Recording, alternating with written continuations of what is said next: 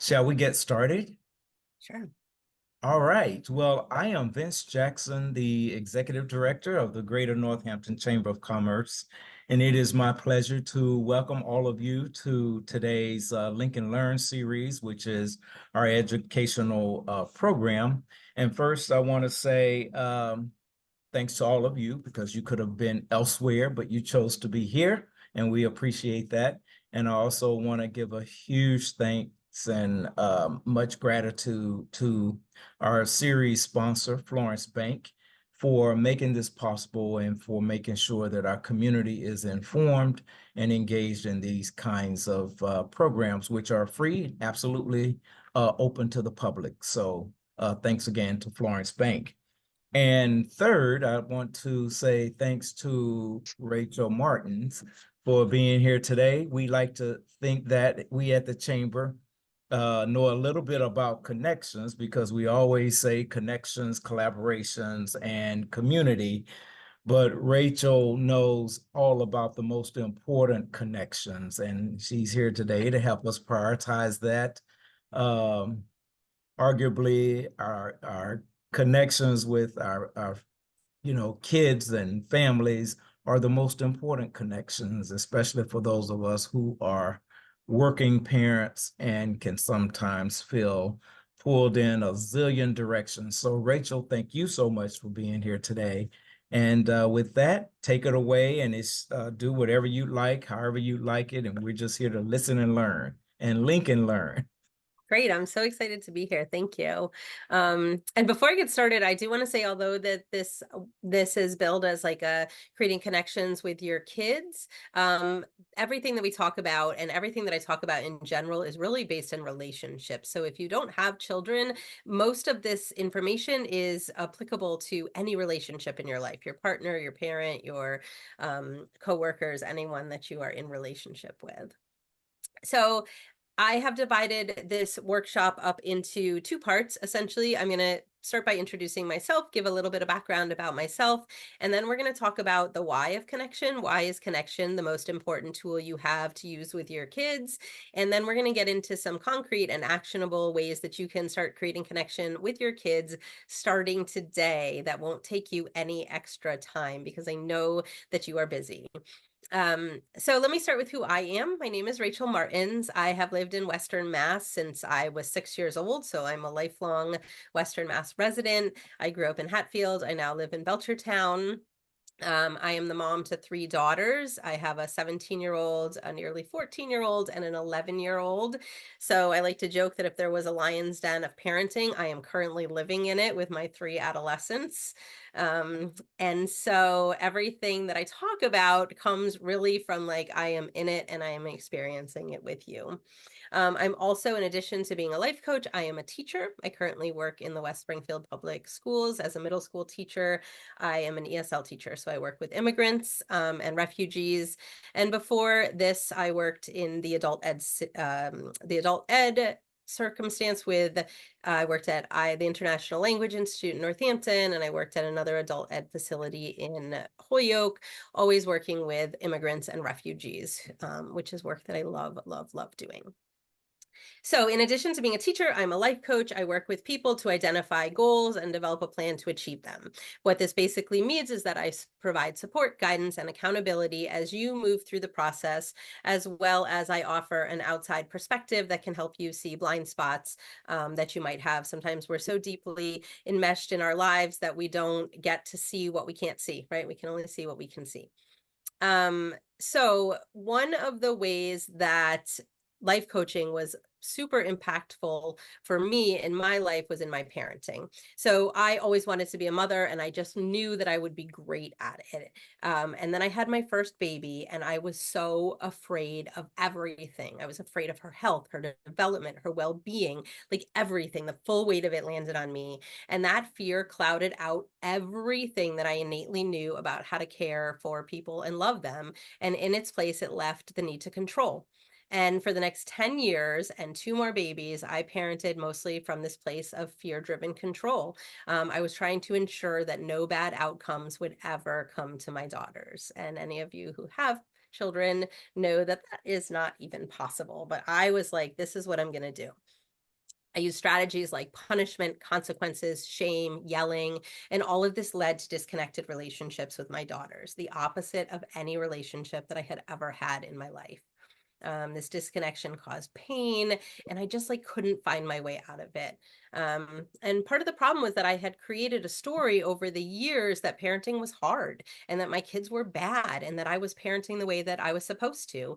And in all honesty, society provided me with all of the validation I needed for these ideas, right? Like, if you open your phone, your social media app right now, you will find a meme that says something that validates everything that I just said, right? Like, it's all there to validate it. And so I was like trying to find my way out of this problem by controlling things that I had no control over. And they weren't actually even the problems. I was trying to solve for the wrong problems. And eventually the pain of this became too much. And I found help. I hired a coach with so much love and empathy, helped me see that it wasn't my kids, it was me. It was me all along. I had no idea. I thought it was my kids. I was trying to change and control people and circumstances that were out of my control.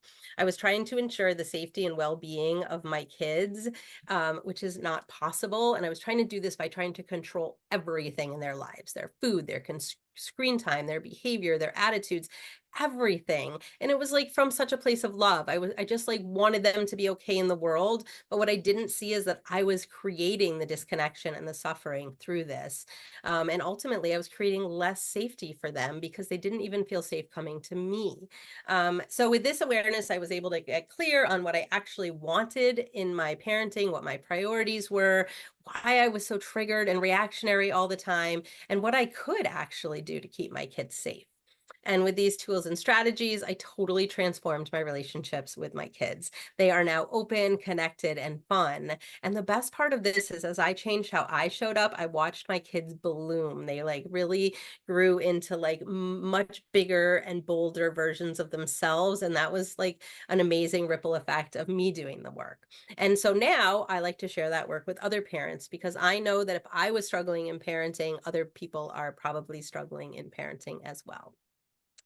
So, with all of that said, that's sort of my background. That's how I came to this work. And now I want to talk to you about what I believe is one of the most powerful tools in parenting, and that is connection.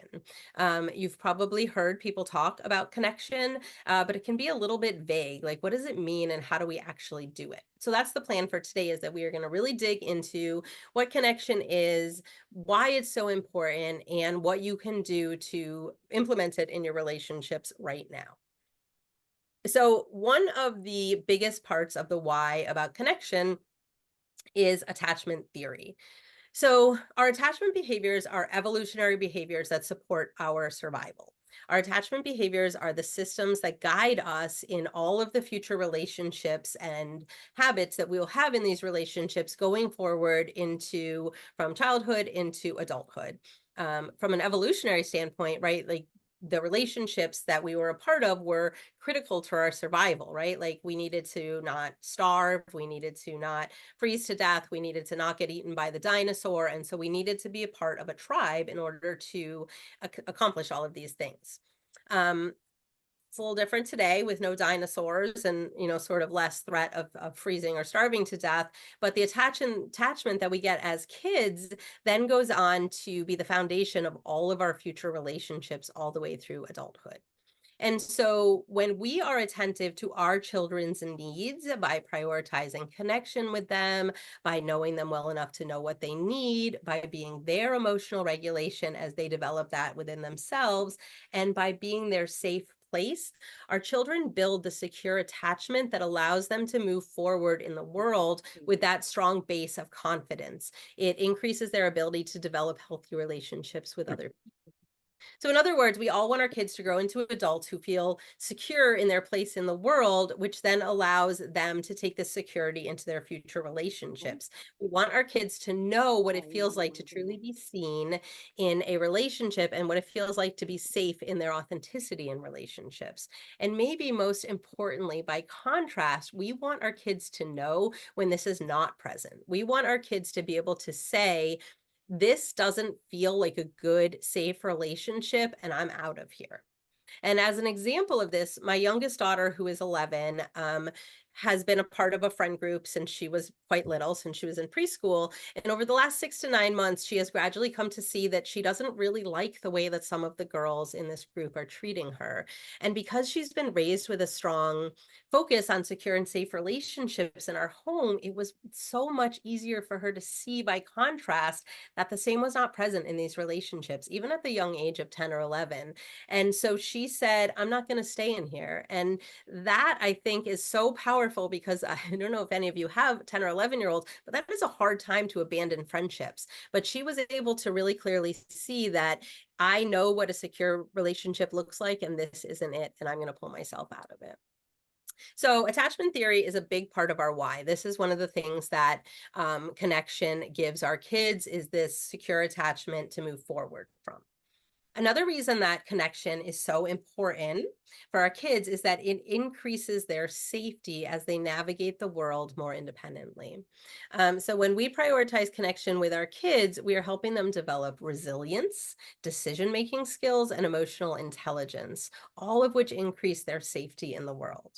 For example, when our children make a mistake, and rather than shame or punish them, we get curious about what happened, why it happened, and what our child would do differently next time. We help them develop self-compassion, decision-making skills, and the ability to be self-reflective. These are all skills that will allow our children to move more confidently through the world when they are out there independently. In addition, when we make connection with our kids, one of the main priorities in our parenting, by holding space for them in their big feelings, their venting, their mistakes, and their hard times, we are communicating to our kids that no matter what happens out in the world, I will always be your safe space. When we can do this, when we can make this really clear to our kids, which happens, we'll talk about later, like how we do this, but this is not just by us saying, hey, I'm your safe space, always come to me, right? We got to walk the walk too. But when they understand this deeply, that we are their safe place, they will come to us when they have a problem. And this was one of my aha moments as a parent. I had been trying to do all of these things. Sorry, I got a message that, can you all hear me okay? Can you hear me? I can hear you.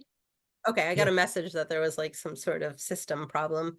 Um, okay, so when I was trying to ensure the safety of my kids, I was trying all the things that I could do to ensure them. And when I really sat and thought about this, what I realized was that the only way that I can actually ensure the safety of my children, or the best way that I can do it, is to allow me to be a safe place that they can come to when things go wrong. Because ultimately, things are going to go wrong in their lives, as they do for everybody in every life. And I want my kids to be able to I want my kids to have the thought, oh no, I need to go tell mom about this, rather than, oh no, I hope mom doesn't hear about this, right? So this is my biggest way that I can keep my kids safe. And when my kids really understand that I am their safe place, they are then more likely to come to me when they need help.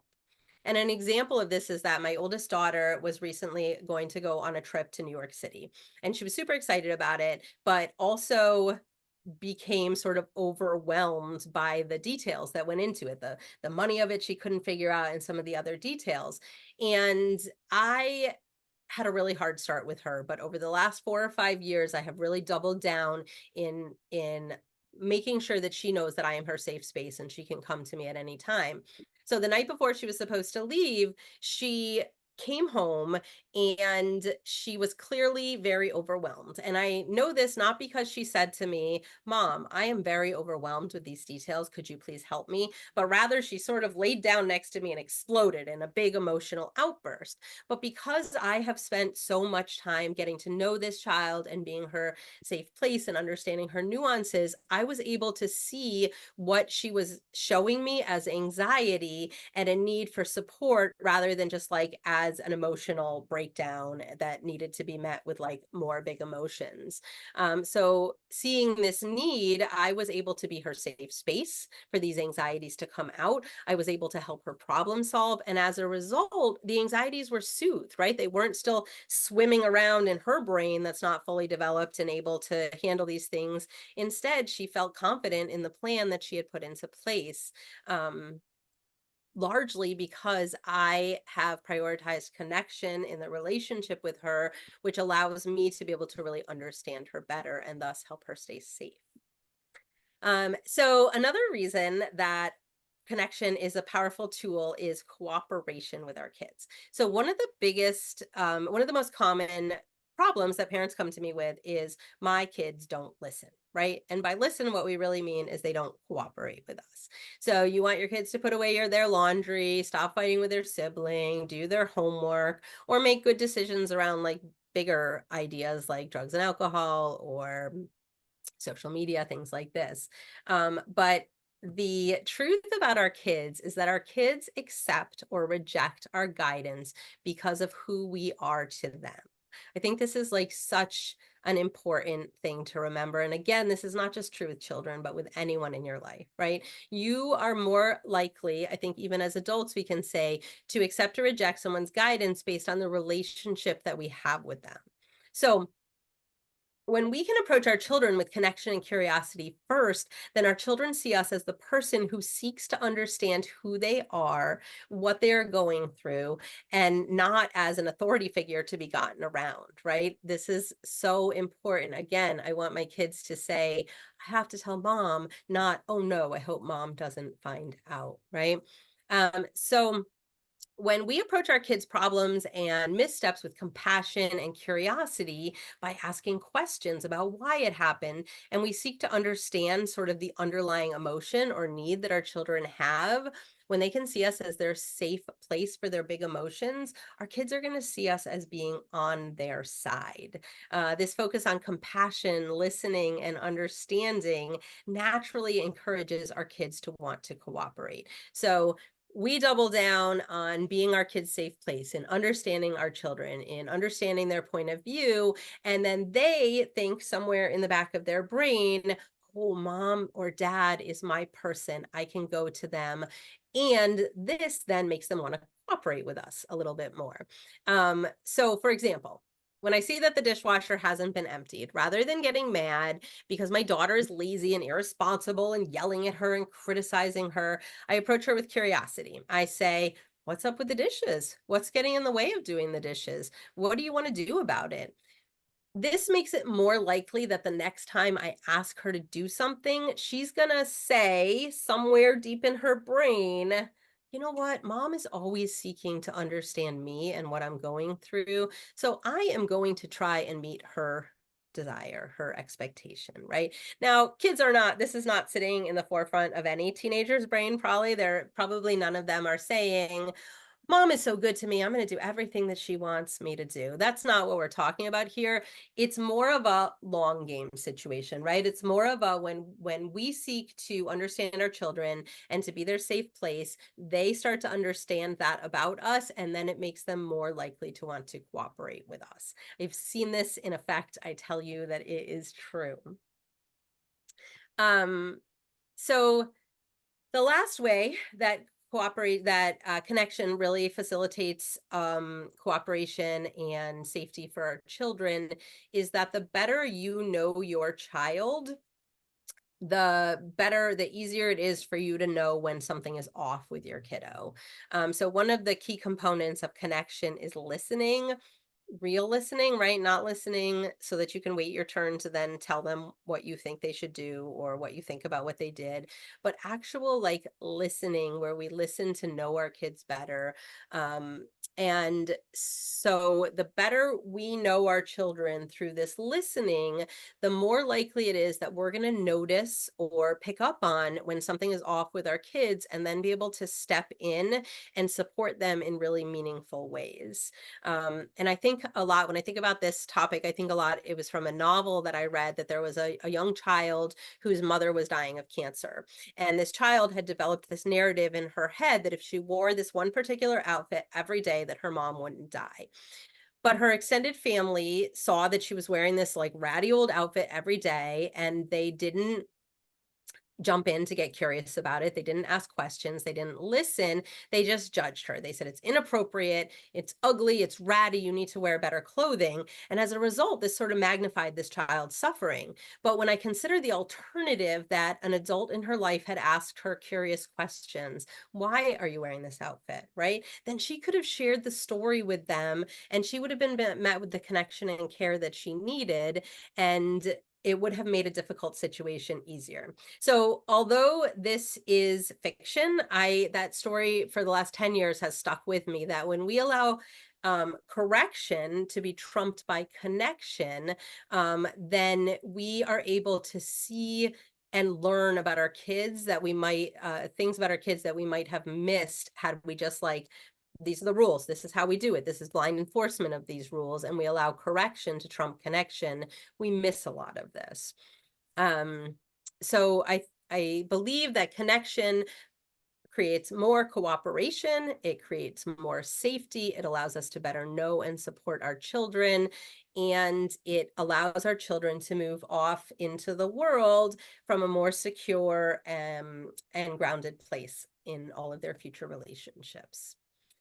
One last thing that I think connection allows for us parents, and this one is last, but it's so important, is that it creates more joy in the relationship and the job of parenting.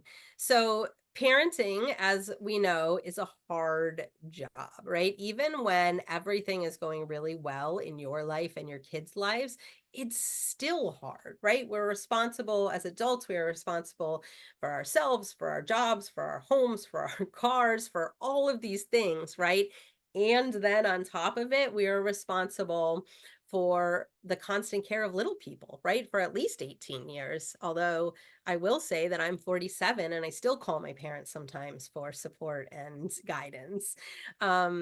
So the more that we seek to have the goal of our parenting be in connection, the more fun and joy we can have in this job, right? If we can try and find times when we connect with our kids in ways that we enjoy, in addition to ways that they enjoy, we will be able to learn more about our kids, and we will be able to make the process of parenting smoother, more fun, more joyful, and sort of with less friction in it.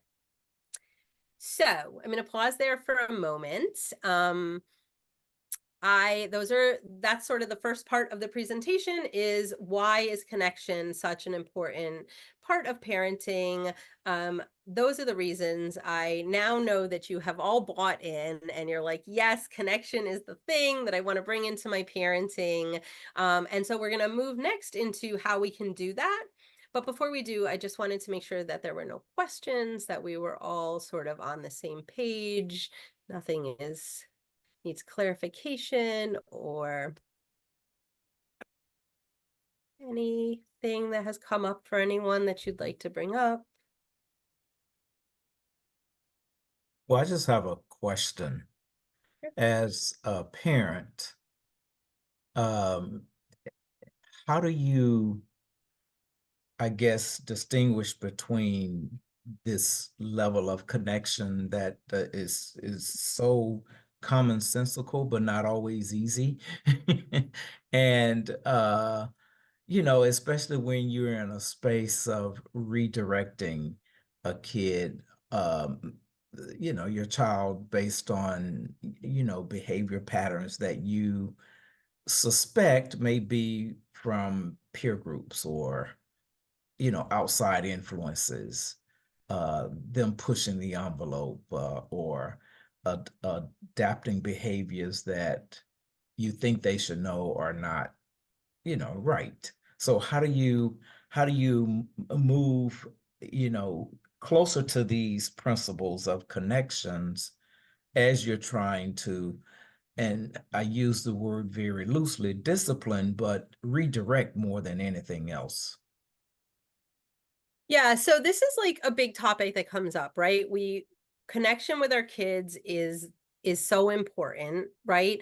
And also our job as parents is to help shape their behavior, right? And so I think that there's something that I like to think about, which is, all feelings are permitted, but not all behaviors are permitted, right? So we can have this priority with beyond connection with our children, right? We're listening to them, we're seeking to connect before we correct, we're letting them know that we're always on their side, and also have boundaries in our families, right? Like we don't use those words in our home.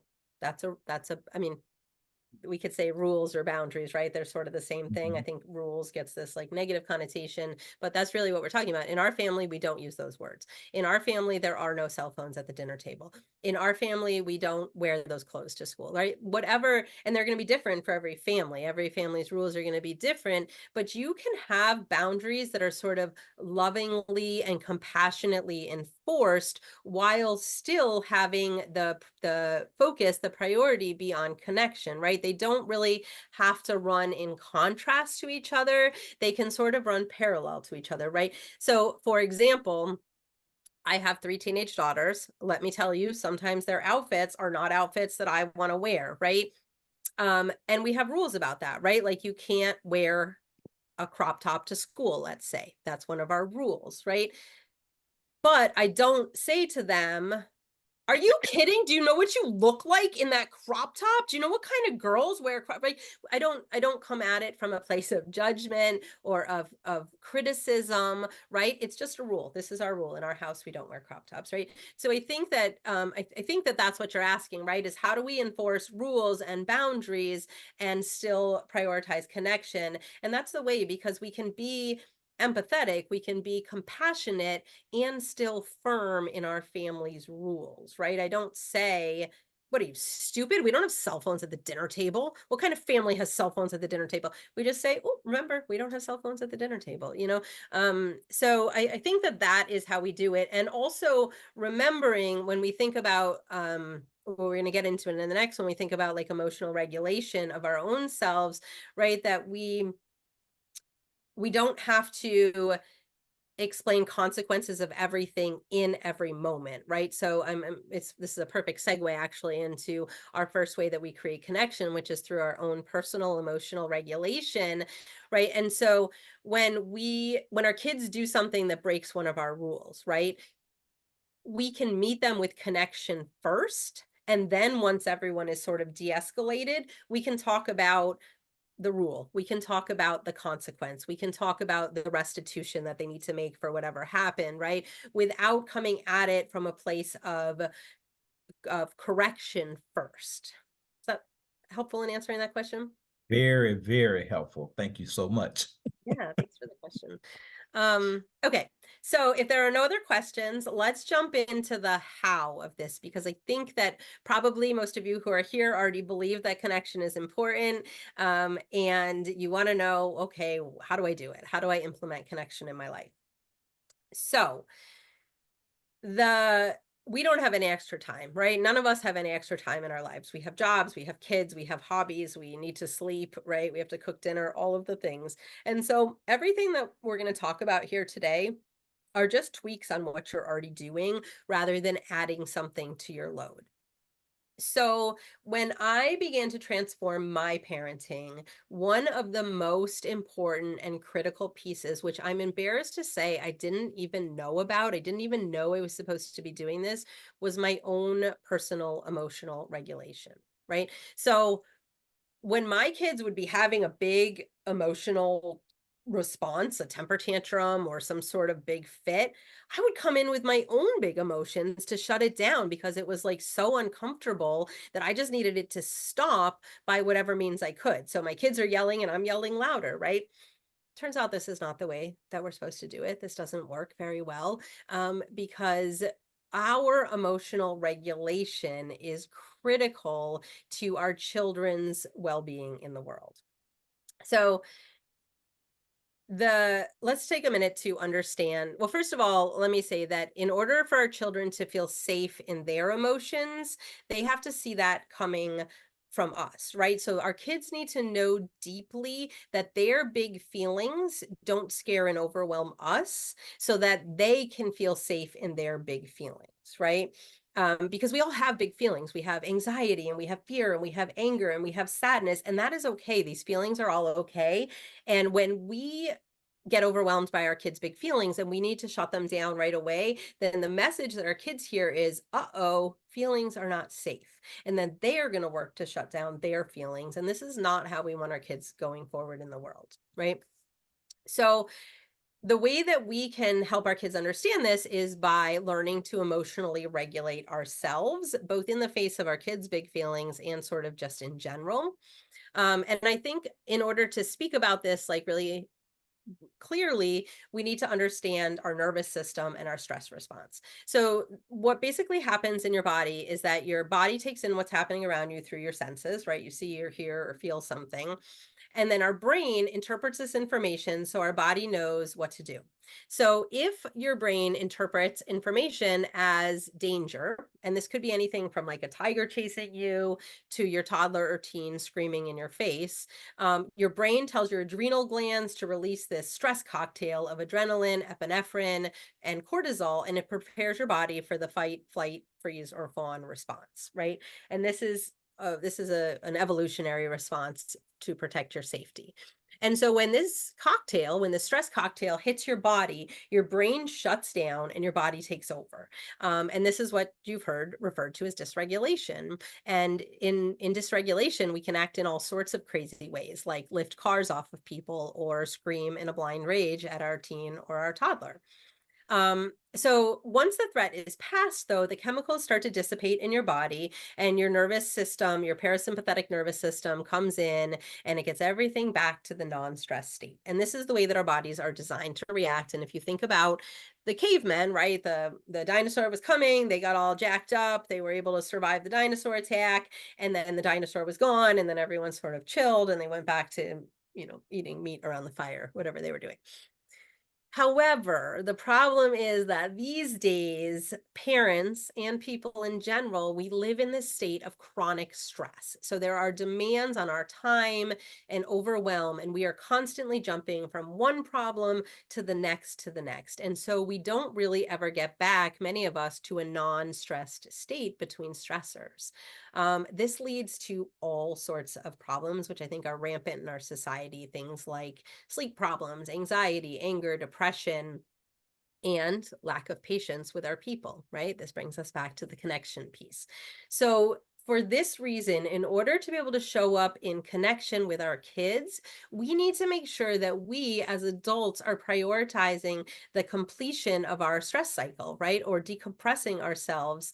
And one way that we can do that is by activating our parasympathetic nervous system every day, right? So it doesn't necessarily need to be in the moment, right? It doesn't have to be, it's not critical that we are activating it after each stress response, but at least a couple of times during the day gets our body on board to be able to get to a non-stress state a couple of times during the day. So, ways that we can do this are by connecting with other adults, right? This is so important. A call to a friend or a little bit of time with your partner can really go a long way to helping your parasympathetic nervous system soothe your stress response and your body.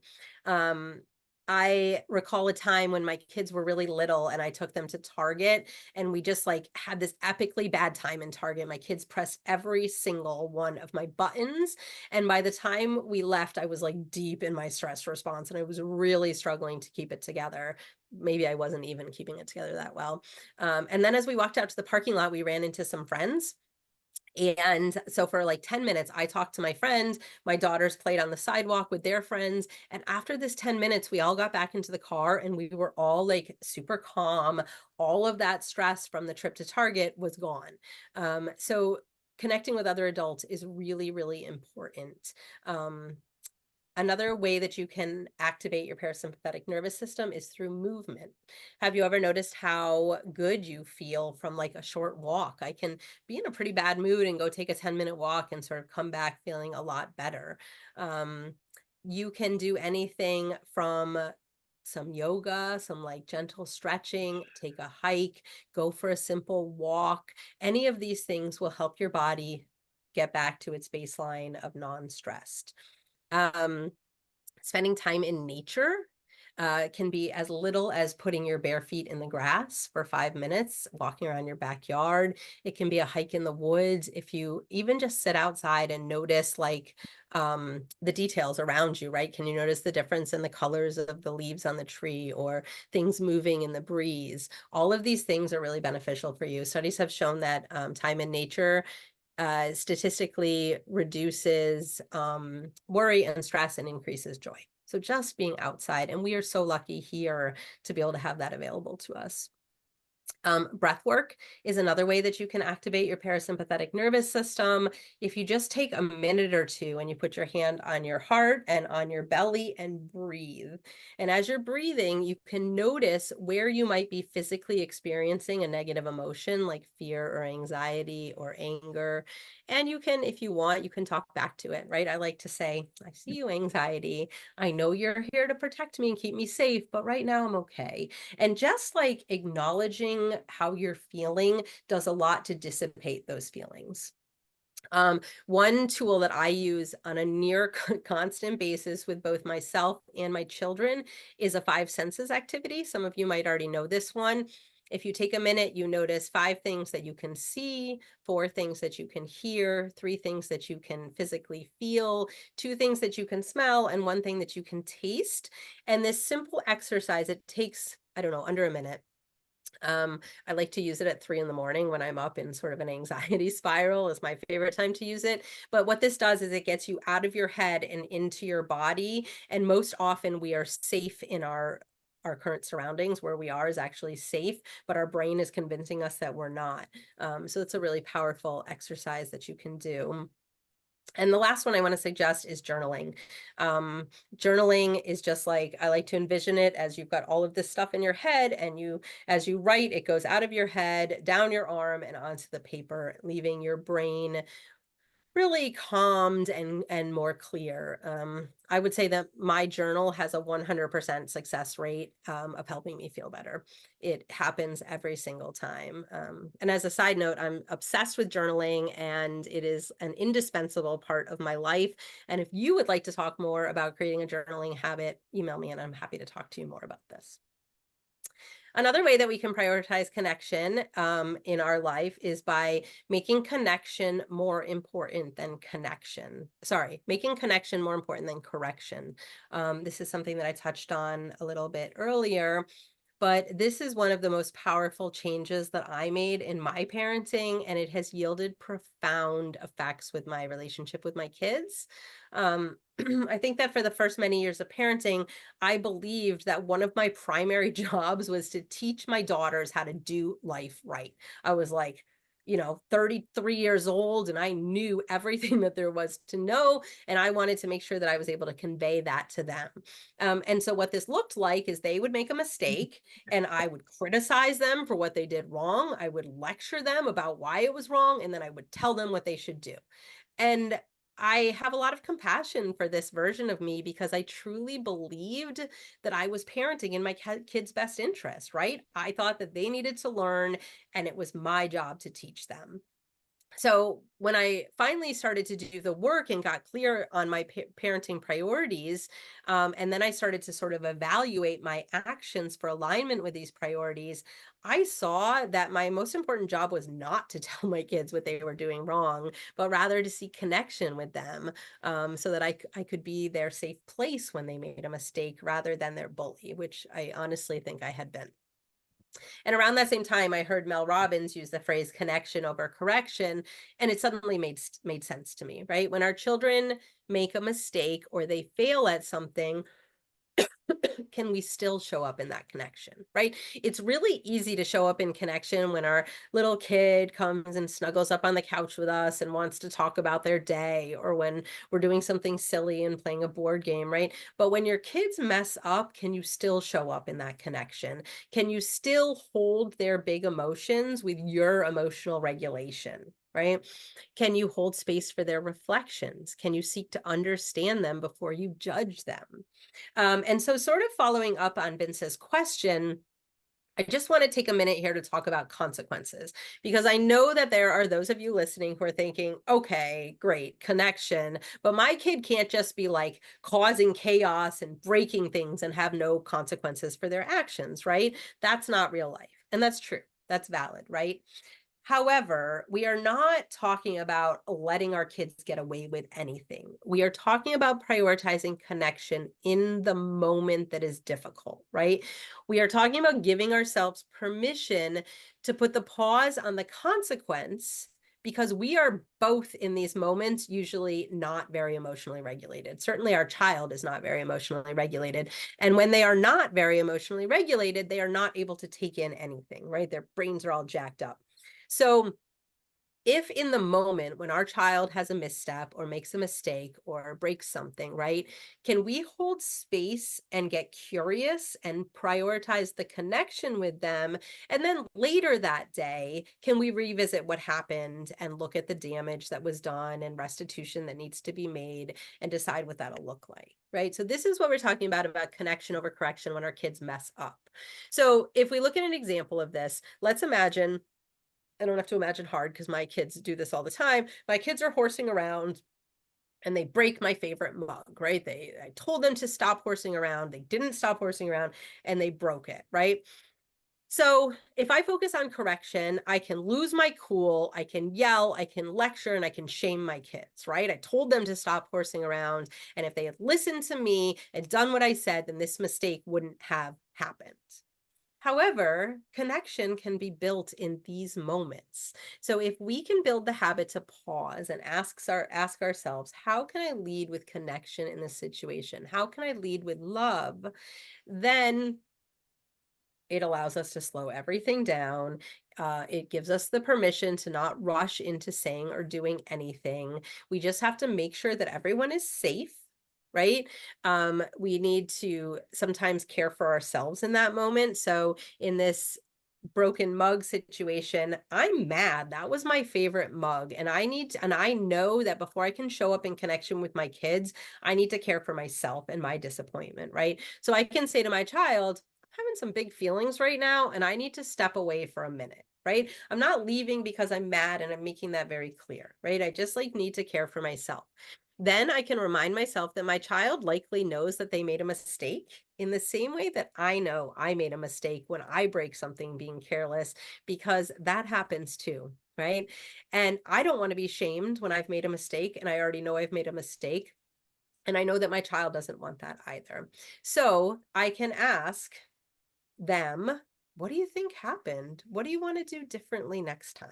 Right. And even a really young child can answer those questions. They know, oh, I was horsing around and I broke the glass, and next time I'm going to stop when you ask me to. Right. Like even a little kid can answer those questions. And then finally, in the effort to create connection in these moments, I can remind my child that there is nothing that they can ever do that would make me not love them. I think as parents that we forget the power of those words because we think that our kids just know, right? Our kids just know that there's nothing that they could ever do that would make us not love them. But saying them explicitly to a child in the moment that they have done something wrong, in the place of telling them that they've done it wrong, really, really goes a long way in creating connection with our kids. And then afterwards, right? Once everyone's calmed down, you go to your child and you evaluate it. You talk about what went wrong. You talk about what they will have to do to make up for what went wrong. Maybe they need to help clean it up. Maybe you want them to help pay for a new mug, right? Because I do believe that it's important that we not shield our children from the responsibilities of their mistakes, which I also think sort of touches on what Vince was asking, right? Like just because we're prioritizing connection doesn't mean that we're not also teaching them and guiding them. And if we lead our children to believe that there's no consequences for any mistakes, then that is also not really setting them up for success in life. Okay. So another way that we can promote connection in our lives, in our relationships with our kids or anyone else, is to filter all of our responses through the lens of connection, not just our responses, but our decisions as well. So when our children come to us having made a mistake or asking for something or permission to do something, we can use the filter of connection to make our decisions. This is simple, right? Sounds simple, but it's not always that easy. It's asking ourselves the question in sort of every moment, does this create connection or disconnection? It's a very simple question, and we don't always love the answer, but it will always lead you to the next step in your parenting that is going to promote connection. Um, so the stress of life, as well as all of the voices, all of the parenting voices in your life, right? Think about your mother-in-law and your best friend and social media are all telling us how to parent the right way. And all of these voices and all of this stress can really make decision making tricky. I find that in my own life. But when we can keep it simple and we can ask the question, does this create connection or disconnection? It will help us stay clear in the midst of all of that noise and other people's opinions, right? So, for example, my 17-year-old came to me at the end of the last school year and she asked if she could stay home from school. It was the last day before spring break or something. And my initial response was, hell no. School is important. What would people think if I just let her stay home? You just have to go to school. That's what we do, right? So my brain started with a hell no. I imagined what all the people in my life would say and how they would judge me if I let her just stay home from school for no good reason. But then my smart brain, my wise brain came on board and I filtered it through my priority to create connection. And I asked her reasons. And she laid out some pretty solid reasons. She was burnt out from all the tests and papers she had completed. They were just watching movies all day in school, and she wanted to prioritize her sleep. And in my pursuit of connection, I want to support her assessment of her needs and her decision making, right? Like, remember, part of our reason for wanting to double down on connection is to prepare our children to go out into the world. And so I thought about what she said. I thought she works really hard in school. She doesn't generally like to miss school because she doesn't want to get behind. And also, I thought about how our generation sort of just ignores our own needs in the desire to be productive, and I don't want to be a part of creating another generation of people who do that. And so I let her stay home, and in doing so, not only did I empower her to make good decisions for herself, but I added to my connection bank with her, making it more likely that she will see me as a safe and understanding place, that she will know that I've always am looking to understand her and her reasons, and that in the future she will be more likely to cooperate with me. Okay, this one is one of my favorites to talk about. I think you're all going to love this one, but one way that we can promote connection with our kids is through self-care of ourselves. So I believe that one of the tragedies of parenthood and sort of motherhood in particular is this notion that in order to be a good mom or a good parent, we have to be selfless, which means literally without self. This is in like almost all of the messaging in the media and in society, that in order to be a good mom, we have to abandon ourselves, our needs, our desires, that which makes us us, in order to care for and nurture and support our family, our children. I did this. I totally did this. As soon as I became a mom, I thought, I'm going to do the best job that I can. And I left everything behind so that I could attend to my child all of the time, right? I didn't see my friends as much. I stopped journaling for the first 10 years of my parenting. I stopped reading books because I didn't have time to do that. I stopped going to yoga, all the things that kept me feeling good about myself. I stopped doing. And this actually creates a double problem. Um, One is that we lose ourselves and all of the things that we want and we love to do, but also it doesn't work because when we leave ourselves off the priority list, what happens is that we're less able to show up for our kids as the parents we want to be. We're burnt out, our cup is empty, and you know what? Our kids can see it, right? We think like, no, I'm not doing anything for myself because I got to take care of my kids and they'll appreciate it. But what our kids see is that we are not showing up very compassionately, very um, fully resourced to our kids. They can see it. And so we end up being irritated, resentful, exhausted, and really just like not showing up as who we want to be. I recently heard parenting expert Dr. Becky comment that what kids need most is the sturdiest version of their parents possible. So, to that end, one way that we can create connection with our kids is to engage in self care. And the bonus of this is that it models self care to our kids as well. I often think about, particularly having daughters, that like I have this idea that self abandonment in the name of taking care of my kids is okay. It's like a medal of honor that I can wear. But when I think about my daughters doing that as mothers, I think absolutely not, right? So I need to be modeling the self care that I hope that my children will have for themselves as they go on. Um, so the thing about self-care is that I think it has gotten a bad rap, right? When we talk about self-care, what we hear are spa days and pedicures and retreats, right? Which really makes self-care out of reach for most people and also makes it sort of sound a little bit trite. Or the opposite is true, like especially with new parents. Oh my God, I took a shower today. That's how I cared for myself. Or I brushed my teeth, right? And that's also not what we're talking about here. So, on the most basic level, self care means noticing what you need on an ongoing basis and giving it to yourself. That's what we're talking about with self care. It is caring for yourself in the way that you care for the other people in your life, putting yourself back on your to do list. So, let's look at a couple of ways that you can do this, right? Um, if you can get in the habit of asking yourself, pausing and asking yourself a few times a day, but especially when you are feeling some sort of negative way, overwhelmed, ragey, tired, whatever, ask yourself, what do I need now?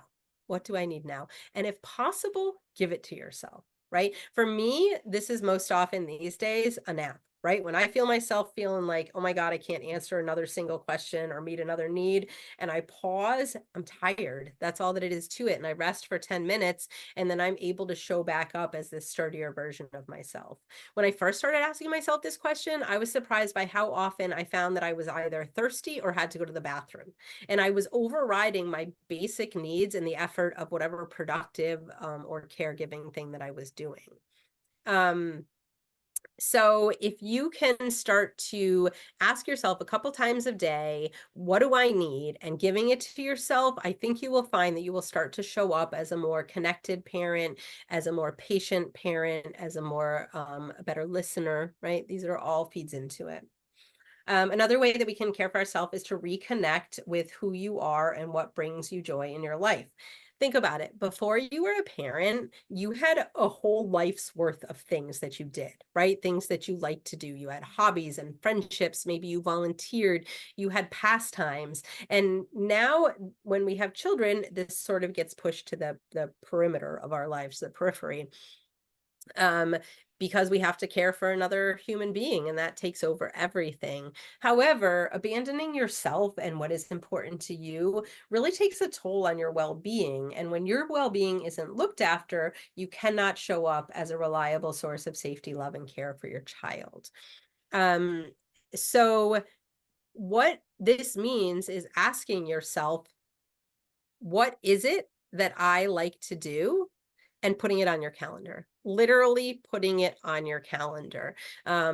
When I first started to think about this, when someone mentioned it to me, it was like so obvious and also mind blowing, right? I live by my phone calendar, and yet, except for the occasional doctor's appointment, I am not on my calendar at all. My kids are, my kids sporting, my kids play dates, my kids whatever birthday parties, but I wasn't on there at all. So you need to get yourself on your calendar, literally. So for me, one of the things that I enjoy doing the most is spending times with friends and my husband. And so I committed to having one date a month with my husband and one social engagement with a friend each month. And I literally put them on my calendar at the beginning of the month. Okay, so self-care, there you go. Take care of yourself if you want to build connection with your kids. And the last thing I want to say before we move into sort of a closure here and some Q&A is that connection with your kids is really built in the moment to moment, right? The little moments. So we think when we think about what we can do for our kids, we think about like the big moments, right? We think about special vacations and special outings that we can do with them.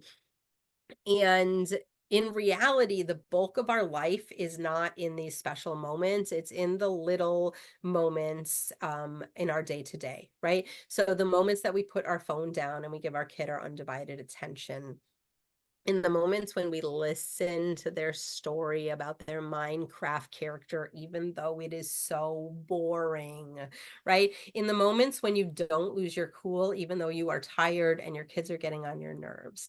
It is in these moments when you ask their opinion about something rather than just telling them what you're going to do, what they're going to do.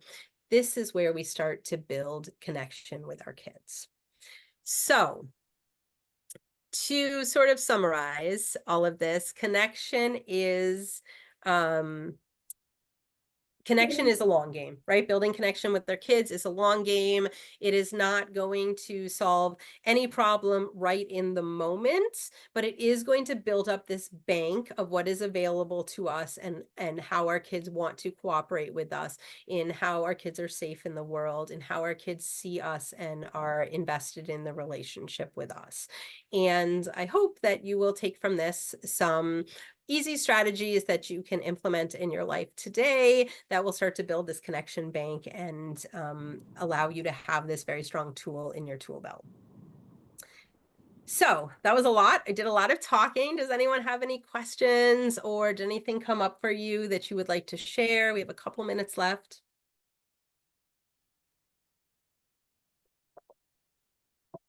I do have a couple of documents that I will send out to the participants that will sort of help you integrate some of these ideas into your life to support you, because I know that I often go to workshops and I'm like, oh, that's great. And as soon as I leave, I've forgotten everything that I wanted to remember. So I've got a couple things that I will send out to everyone after the fact to help you utilize these ideas and integrate them into your lives. One of the things that this brought up for me was I had a time with my child that we went through something quite traumatic together.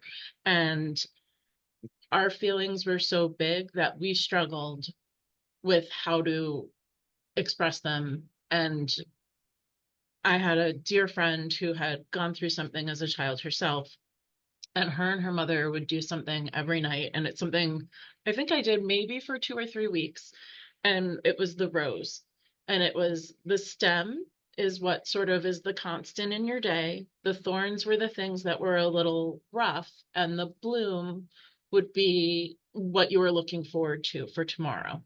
And it was a way to sort of journal with each other and connect and have conversations and hit little points that kind of made the connection for both of us. And I didn't just do it on one side. It was for like I went through my rose and he went through his rose. And it was something that even as we're heading into teen years, we're now in teen years, that it might not be the rose, but those things kind of come up, like having those conversations. So it would just how sometimes journaling, prompted journaling can be helpful in the moments. Yeah, I love that. I think that journaling as a means of communicating with our kids, especially as they get a little bit older, can be a really powerful tool, because sometimes it's too hard for a child to say something to their parent, right? It's just like feels too emotionally overwhelming, or maybe it's hard for them to verbalize it. And so if you ever find yourself in that situation, I love what you just said. It's like to have a shared dialogue journal, right? Schools use them a lot. And you can give your kid a prompt and it gives them the space to maybe, I mean, I've heard about really profound things coming out in journals between parent and child that maybe were not available for the child to say in person. I love that. And I also think about when you said that, like, your vulnerability in that moment, in those moments, allowed your child to feel safe in their vulnerability. And I think that that is so powerful. I think often as parents, we're like, we are good, right? Like, we know everything. We have no problems. We have no feelings. We're just like, and that can lead our kids to believe that, like, that's how people are supposed to be. And that's just not real life. And it's not how we want our kids growing up anyway. And so I love everything about that practice. Thank you. Yeah. I'm curious if there are any tools or suggestions you might have for means of connecting that are more nonverbal, whether it's for, neurodivergent kids who maybe are not talking as much, or people who are just more withdrawn, but you still want to create those connections, whether it's at a family game night or something that might be less of a dialogue, but more of a shared space. Yeah, well, I think that like I can't like I think that presence is like one of the most important ways that we can create connection. I think about like when I want to say something to my kids, but I'm so busy cooking that I just yell it from one room to the next. I'm like, hey, it's time to do your homework, right?